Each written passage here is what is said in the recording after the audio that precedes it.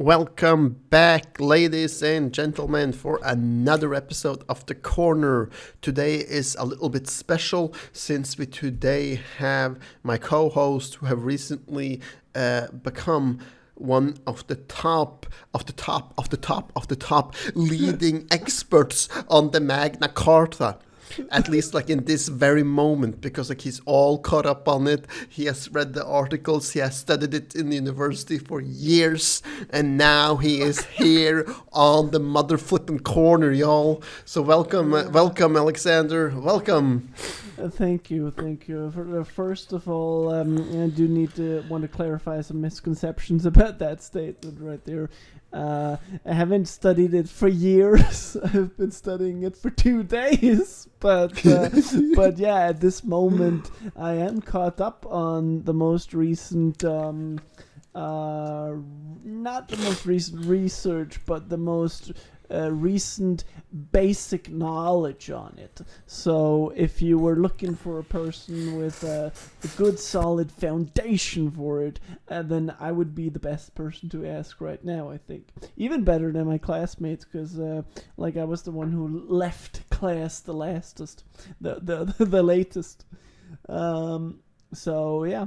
I'm very eager to get on with this episode, actually, because rarely do you feel like you have such a thorough grasp on a topic as I feel I have today, and it's always a pleasure to start out the semester with such a very intellectual and good understanding of a topic. So why don't you ease us into it? Ease us Neanderthals in the world that know nothing about the Magna Carta, except that it is some kind of law and that it has been mentioned in Better Call Saul. but like for all us other Neanderthals, please explain from the beginning, what is this magnificent Magna Carta? All right, yeah. So the Magna Carta actually stems back to 1215, a little past the medieval society of England. Of course, it's 1215 and not 1216, as it is referred to in Better Call Saul, when Chuck says, "Yeah, remember it was 1 year after Magna Carta." But so yeah, it's that's actually a pretty good indicator to me as well, that it is 1215, not 1216 that we're talking about. But as this expert, what was his name again? David Sterling, or David Starkey, I think that's the name of the world's leading expert within this. Check him out on YouTube. He's a legend within this. He is stating that it's actually a misconception to just take this as a law that was just passed in 1215. You should take it as more of a process, more of a decade thing. That's the first thing I need to clarify there.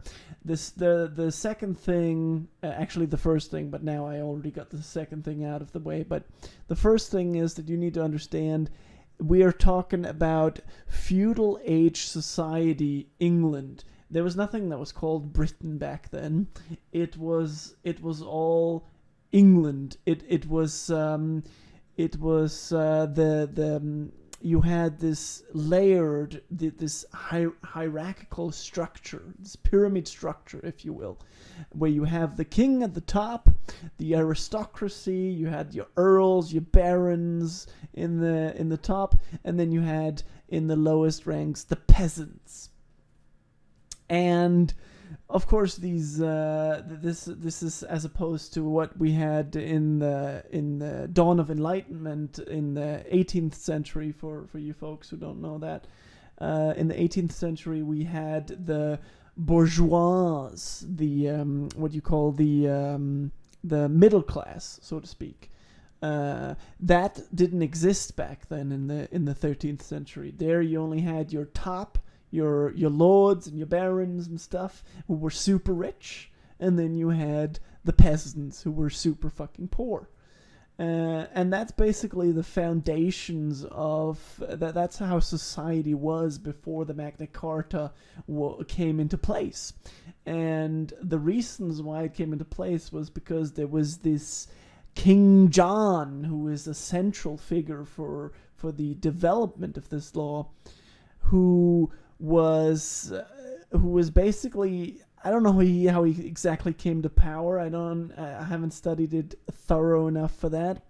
But this king was apparently a war-greedy motherfucker. He was like, I gotta go to war. I need financing for that. All my earls, all my barons, can you please give me some financial aid to go to war? And what did they say to this? What did they say? Like a no? Of course. Why? Like, they had a lot of land. They had a lot of subjects themselves. Why would they finance his war, even though he was the king? Let me step in here. We are at like what year are we in now? Are we in 1215?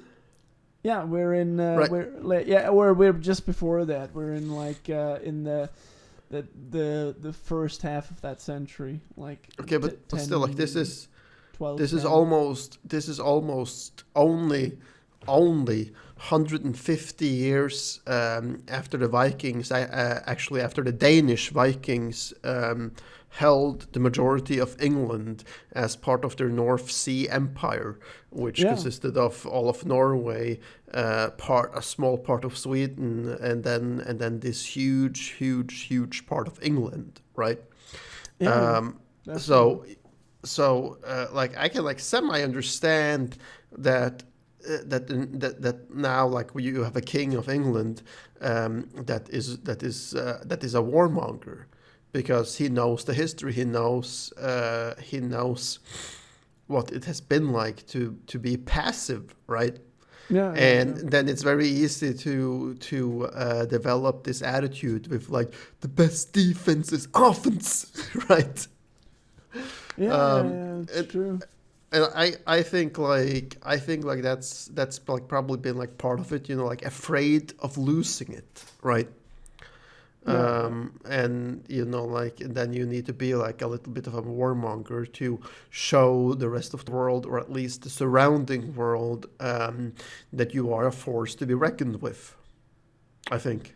Yeah, it's a good point, and I think it was a shame that he didn't go into this King John figure more, because he seems to be quite central to the formation of this law that eventually came to be known as the Magna Carta. Because but apparently, like, what you need to understand about it is that obviously this King John was not a good fit for England at the time. He was a bit crazy, you could almost say. So society needed something to change. There needed to be laws that prevented this king from asserting too much dominance and too much authority upon not just the peasants, but also the entire aristocracy, the entire nobility. So they were like, all the barons and the earls. They were also interested in this law as well, because he was gaining too much power, simply. And I don't know, should we go into like a little bit more detail of what the law is about exactly? Sure thing, go for it.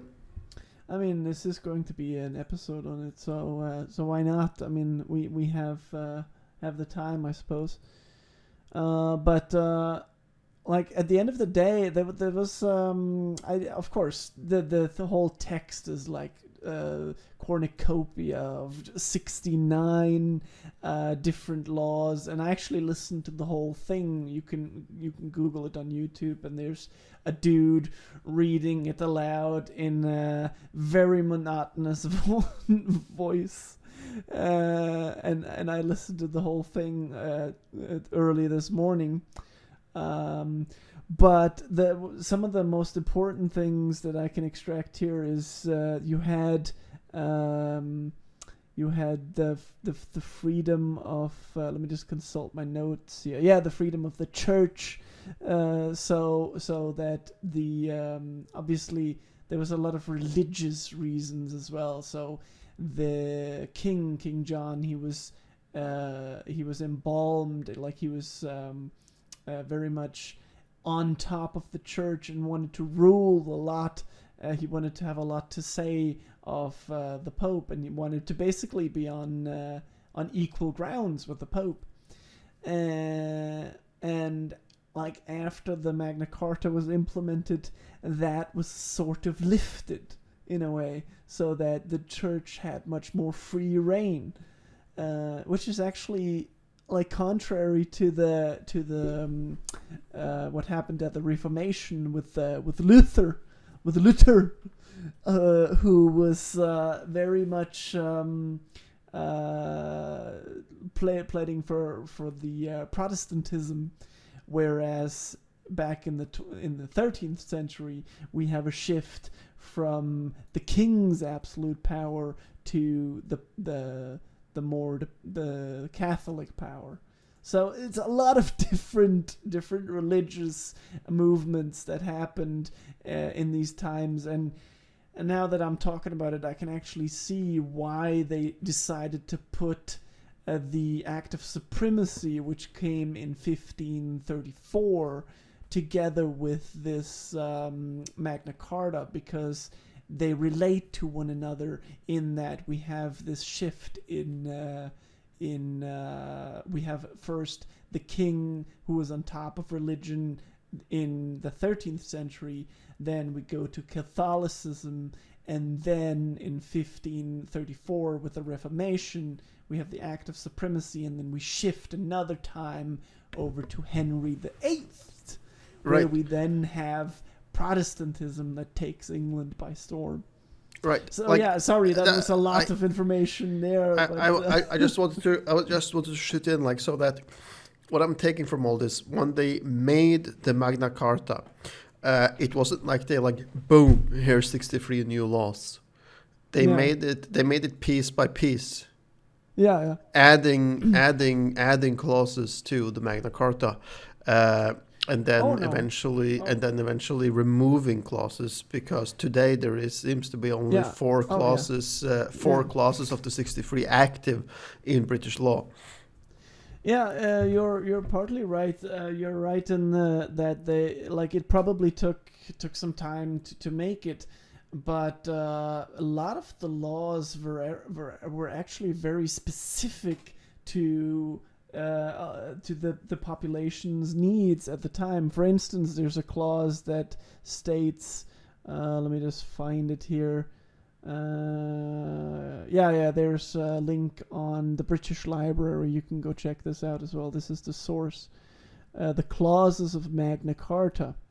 And there's a clause here that says free navigation on English rivers, which is basically just that they didn't allow what you call fish wares.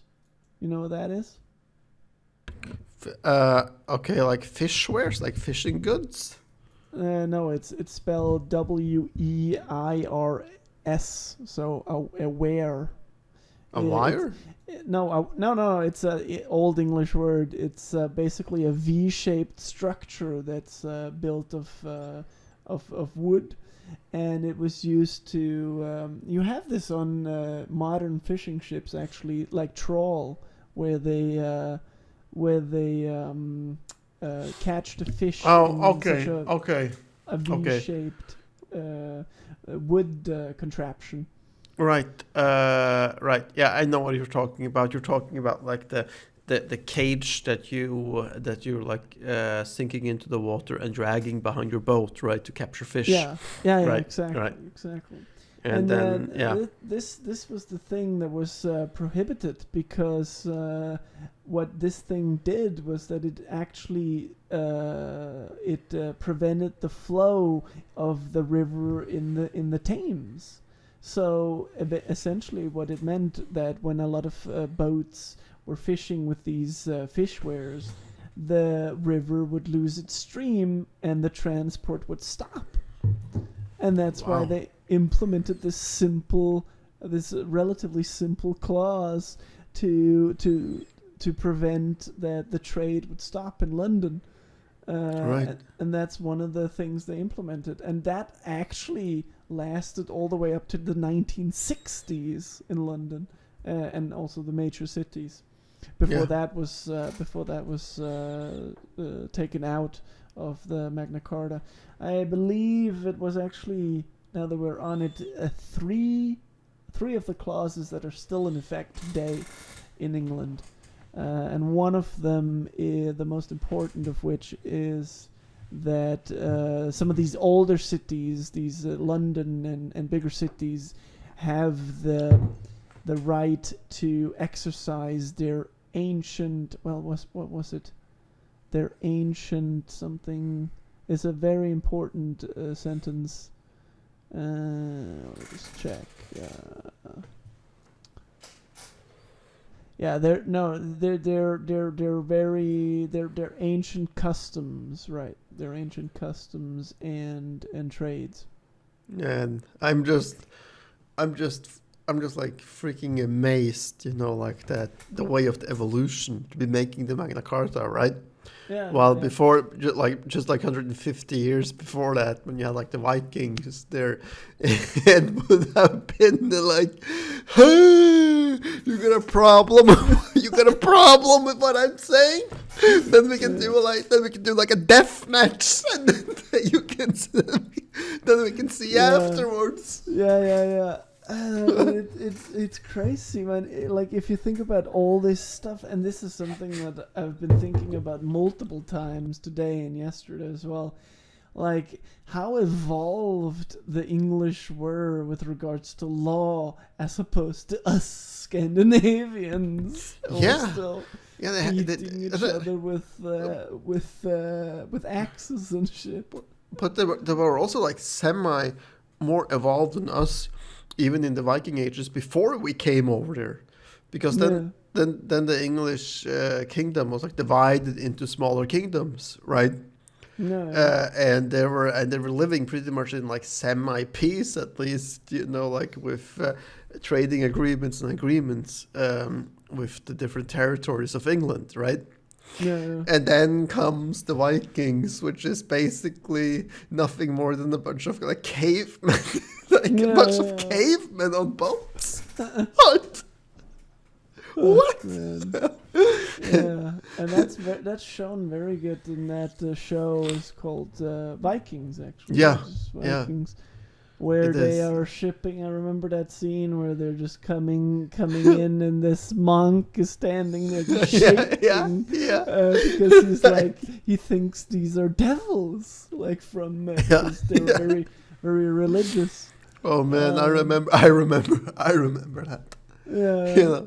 And they proceed to just slaughter and kill everybody in that monastery. Not because they had to, but because they wanted to. Yeah. Right? Fucking hell, man. Wow. What a nightmare. Yeah. It just occurs to me how, because I'm just checking the time here, we're already on 20 minutes, and we're not even 10% through all of my notes here that I've taken today. I don't think that we can make it through all of the Magna Carta, but no, definitely not, definitely not. But like the thing is, my point was like we're not even 10% through my notes on this. Yeah. And that means we're probably not even 1% through the Magna Carta. Yeah. Because there's so much. I mean, forget just the text alone, which is 69 clauses. There's a whole array of background knowledge.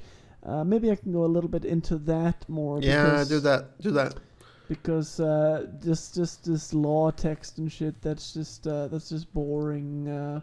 Even though that with the fish traps, I think that was very interesting. But yeah, like a little bit more on the background that we have here is no, actually I covered that. I covered the class thing, the class divide that there was, and of course I think one of the interesting things there is that we have that I didn't think about was that back in the 13th century you have the aristocracy, you have the peasants, and then in the later ages, in the dawn of enlightenment, the 18th century, you have both the. It's not called the peasantry anymore. It's called the proletary. You've heard that term, I guess, as well, in school, in high school. Of course. Yeah, the proletary, which is the working class, which is what the people that Marx was defending, basically. And then you have the bourgeois. I don't know the English term for that. I think it's just the middle class, I guess. The people that live in the cities and were living off like trading and merchants, basically. And then we have the aristocracy, the lords, who were basically like born with blue blood in their veins. They still existed up in the dawn of enlightenment, but with the French Revolution after 17. Oh, don't test my history knowledge now. When was the French Revolution? You know it? 17, the French Revolution? Yeah, it was like something like that. 80, I think. Something like 80s, 1780. I'm double checking it now as we're talking to figure out what it actually was. Okay, it apparently was like 1789 till 1794. Yeah, and after that time, the aristocracy was starting to evaporate more and more, and so now in these times we pretty much only have the proletary, the bourgeois, the middle class, and that's it. And then maybe you have the conservatives who still kind of represent the overclass, the lordship.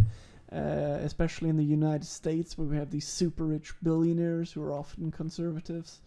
But that's still sure, but it's still in a different way. It's not the same values, at least. I mean, sure, they still have the same amount of money, but I don't know. I don't know if you can directly compare those.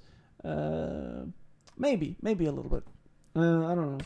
Yeah, maybe a little bit. But like I would like to say that the difference is that the wealth that like these people have today is so much more than what they had back then. Since it was like very limited of like what they could earn and make and get in revenue.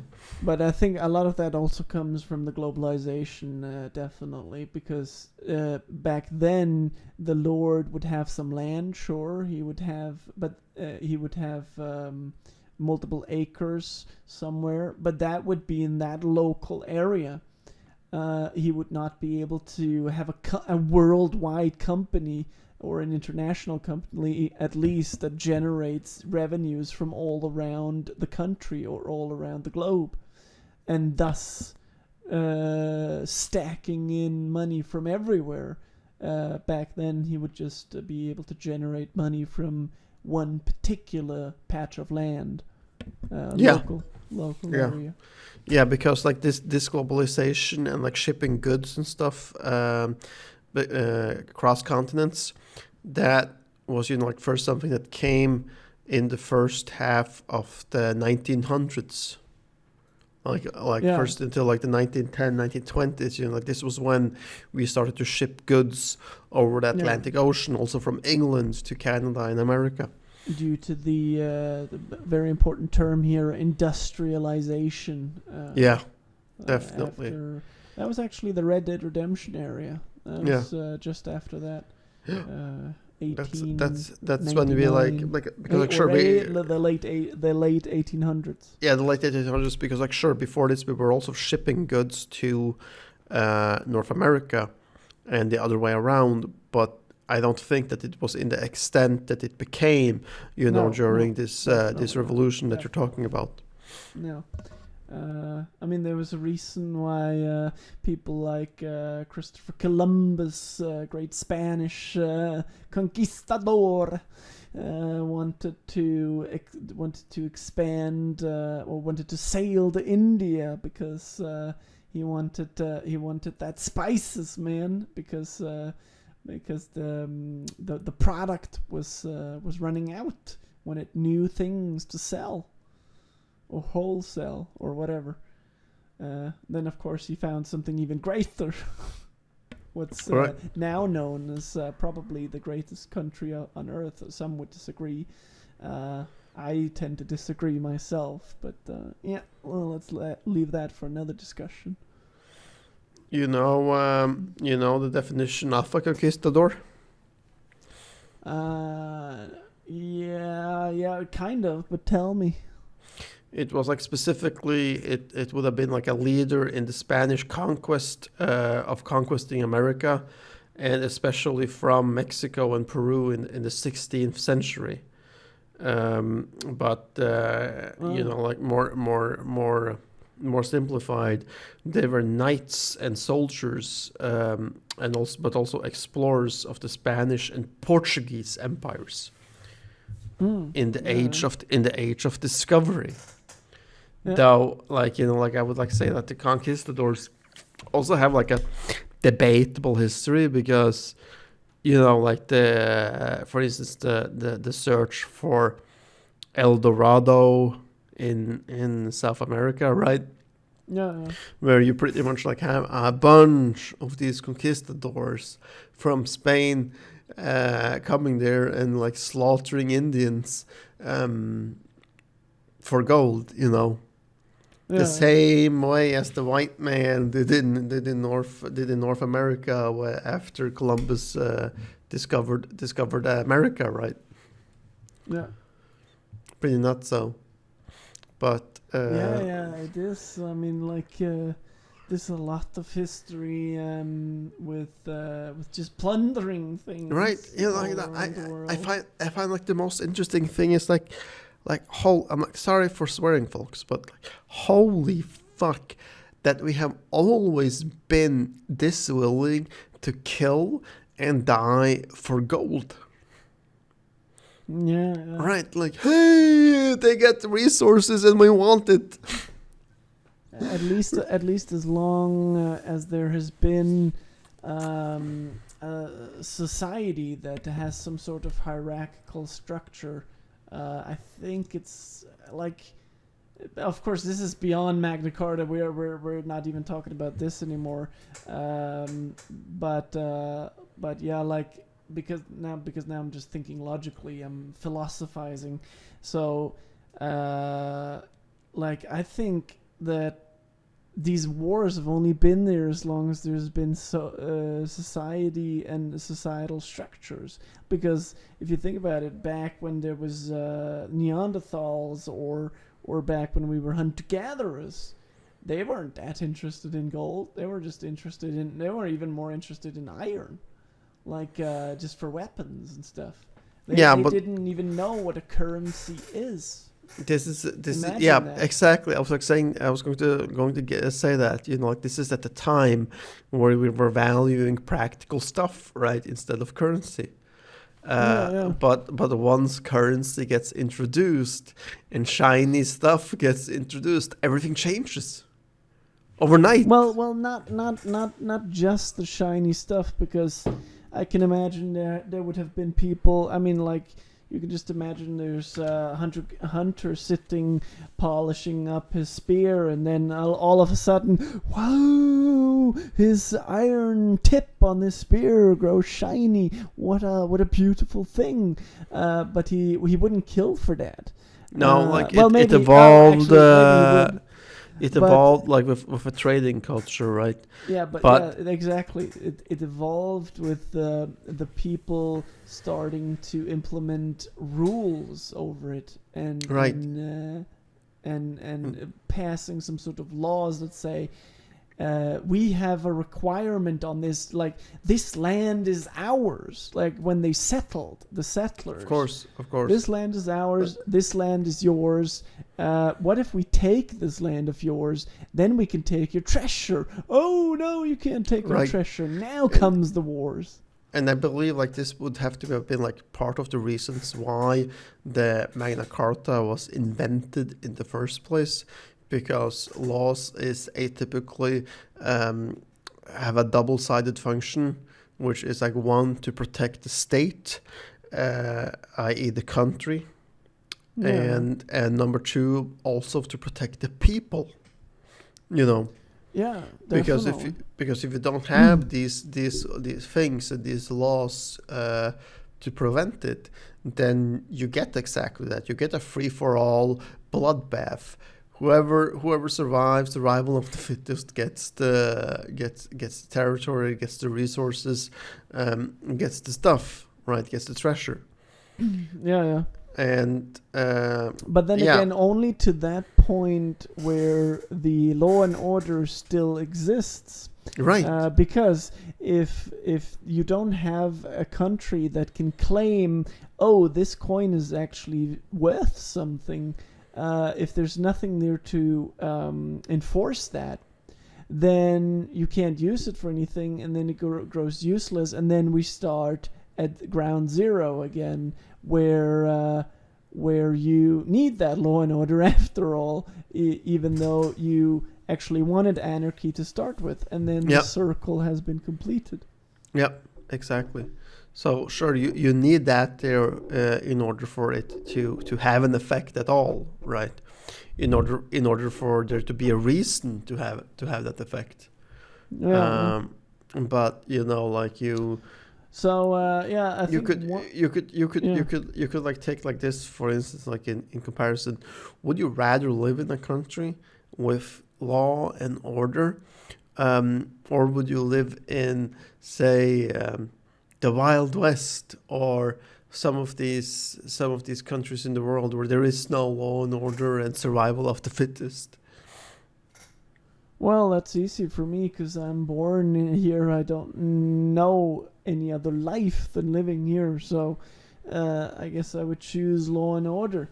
Yeah, but certainly you wouldn't live in an African country where the average lifespan is 25 for males, because it is very unlikely that you're not going to get a bullet to the skull by age 25 or a machete.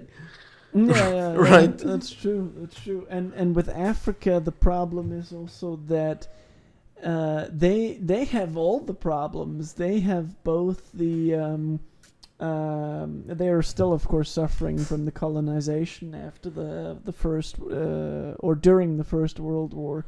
The aftermath of that is still going on today, and also COVID. And COVID now. Africa has like vaccinated 1% of their population because the West has been really greedy about sending them vaccines out of charity. Yeah, but why have they been poor and not being able to? They've always been poor. Why? Because it was they were exploited back during the colonization, during the First World War. So, you see, it created like this kind of ripple effect that, well, they were exploited back then they've been poor ever since, basically. So it all goes back to then. For and sure, it has been like they have not been able to catch up because of that, because the West is also not helping more than every now and in a while. Maybe we send a few food packages down there. Yeah. Oh no, my eyes sure, just man. glanced on the For webcam. sure, man. With, For sure, man. For sure, man. yeah, no, I was just distracted by what Yeah. appeared to be a interesting visage. Yeah. But yeah, Yeah, man, I get it. Like, point is that Africa has always been and will always be screwed because of it. yeah. At least until like there can be some sort of like law and order implemented, and they can figure out how to control their natural resources, because Africa is in fact heavily rich on natural resources. Yeah. For But instance, the like problem now, you say implemented, law and order implemented. yeah, That's Yeah, a good because point. I'm That saying- depends on how.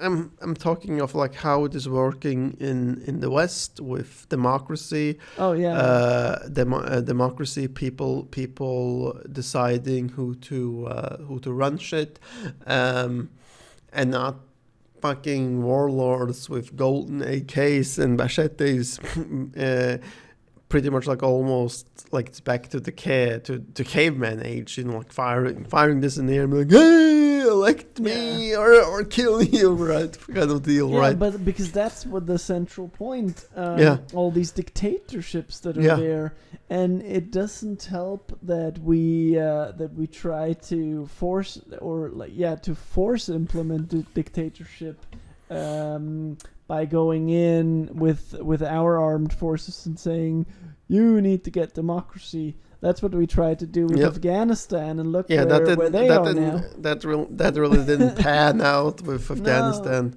No. Uh, And so we can't do the same with Africa. No. They need to No. get it like organically, but Yeah. it's gonna take time. Of course. I mean, like if it was going to work with Afghanistan, then we could never have pulled out. Then we would have to No. like constantly have had forces there, and then eventually annexed it to the West somehow, either as part of the European Union or the United States. You know, like I actually have a solution the solution is based on what I've heard around, but I think it's the best way to go for Africa. You want to hear it? Yeah, sure, man. The best way, as I see it, which I've heard and read myself to on multiple occasions, is that you have these local town women that are doing all the jobs that are like getting water early in the morning, going 5 miles to get water and balancing it on their heads, slicing up all the food for the whole village, basically managing the whole fucking town. But because they don't have the financial resources, these towns can never grow. So the solution here is to give them the money so they can distribute the money, because the men in these towns tend to just drink the fucking money away if they get it. So I think that's really the best way to go, is to just give it to these women so they can distribute the money because they already do all the work. And by that, you can slowly start to establish these small communities, which will then eventually grow into bigger cities and then create both more education and infrastructure, and then get society up and running. For sure, man. But I don't know, I man. think like it in theory it all sounds good, but if it could actually work in real life, that's something else. But I mean, like, we don't know before we have tried. So maybe someday we will give the women of Africa the money and the power to run the place as they see fit. But we got a little bit off topic from Magna Carta to where did we get over to African history here? We got over to African history by comparing the Magna Carta as the beginning of the law system of England, right? To keep everything civilized and to implement law and order, and then comparing that to Africa, where you have the exact opposite.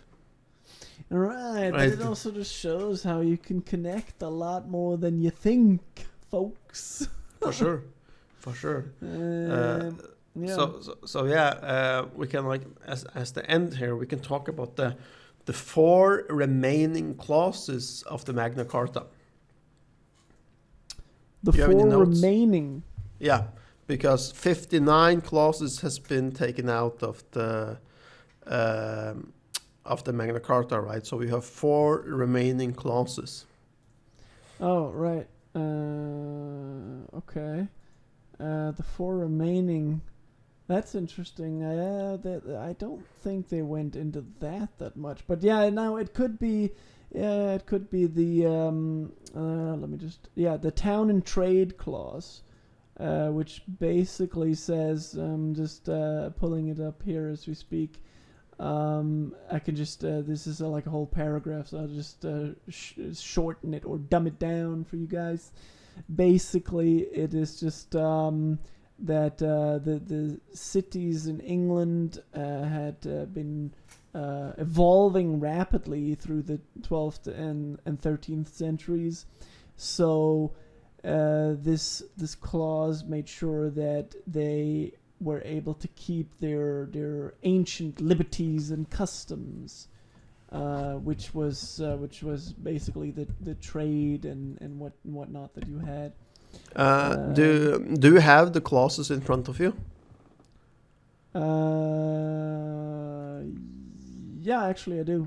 Because like what is remaining today is 1, 13, 39, and 40.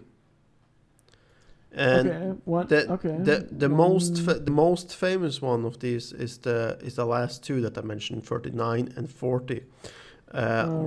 Which states, no free man shall be seized, imprisoned, dispossessed, outlawed, exiled, or ruined in any way, nor in any way proceeded against, except by the lawful judgment of his peers and the law of the land. Pretty crazy in my opinion, because it says no free man shall be seized or imprisoned, right? But then, like, which is common to any clause of any law out there, is that every law has an exception.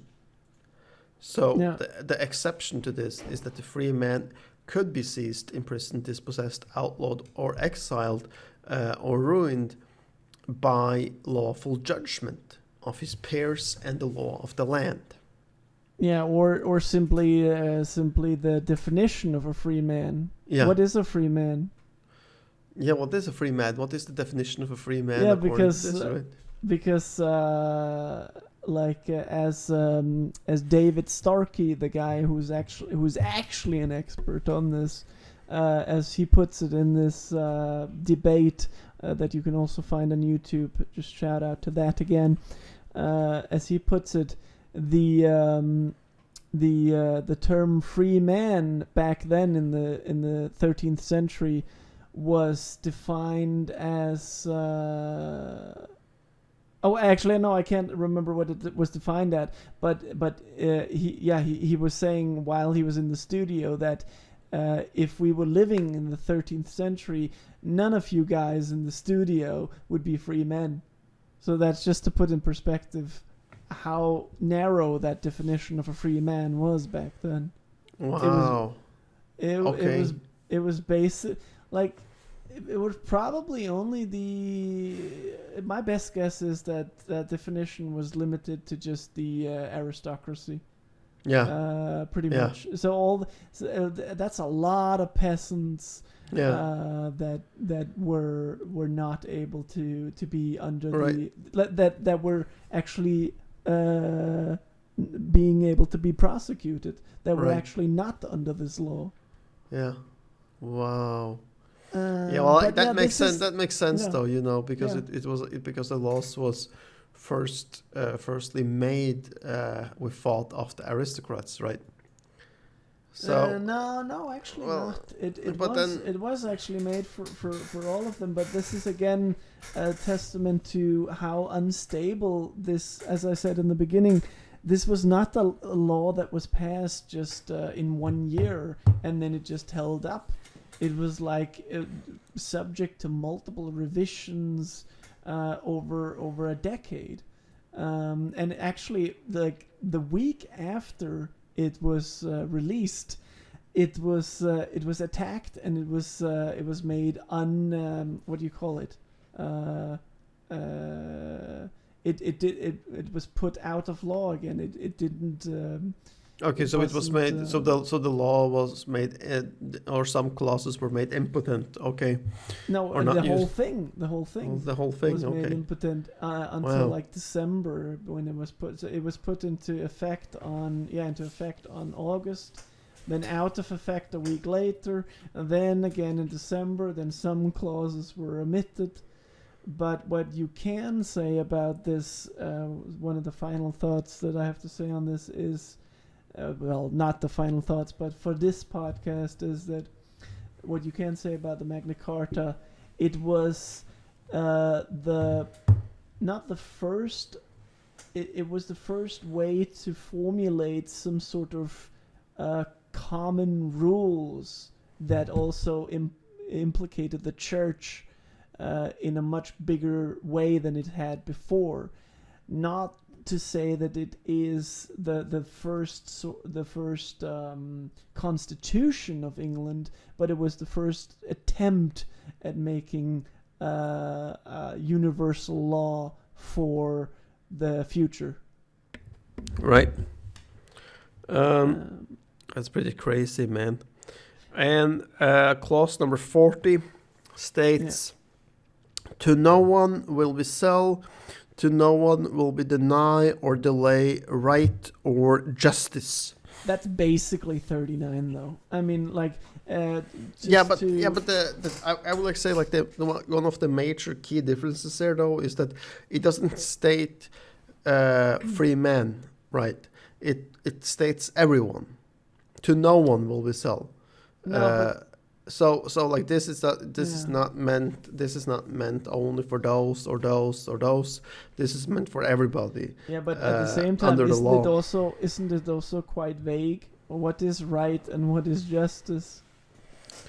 Well, like that's sure, man. Like it does sound like somebody has been drinking wine or a beer and then discussed and said, wow, that sounds really cool. Let's put that down in the Magna Carta. But that's probably what happened too. Yeah.